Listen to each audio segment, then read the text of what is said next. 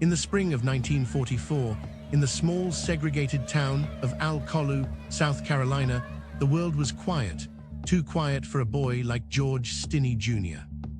At just 14 years old, George was full of questions, dreams, and sketches.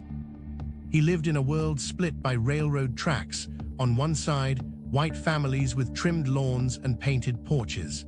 On the other, black families living in modest homes, their lives shaped by hard work and harder truths. One afternoon, as George and his little sister Amy played near the edge of their yard, two white girls rode by on bicycles. They were looking for maypops, the wild passion flowers that grew near the woods. George, polite and curious, pointed them in the right direction. They smiled, thanked him, and pedaled away. That was the last time anyone saw them alive. The next day, a search party was organized, where George and his father volunteered. It is at this time that George told one of the officers about their short encounter. Their bodies were found in a ditch, brutally beaten. The town erupted in whispers and rage, and by nightfall the knock came.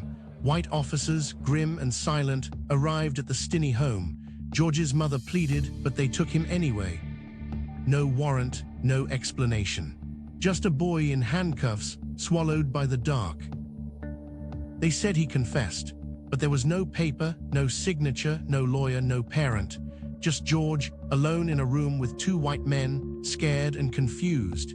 He didn't understand the weight of their words, only that he wanted to go home.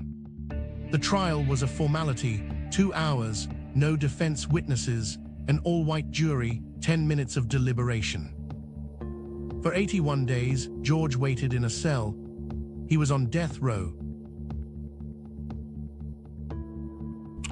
On June 16, 1944, he was led to the electric chair.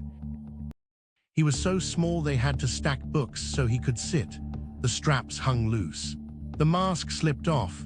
When the switch was flipped, the witnesses saw his tears, they saw his fear, but they didn't stop.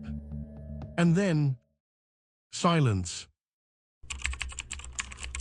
70 years later, in 2014, a judge finally spoke the words that should have been said long ago. George Stinney did not receive a fair trial. His conviction was vacated. Justice, though delayed, had finally whispered his name. In the 20th century, racism was at its peak. In the heart of Jim Crow South, injustice against black people prevailed.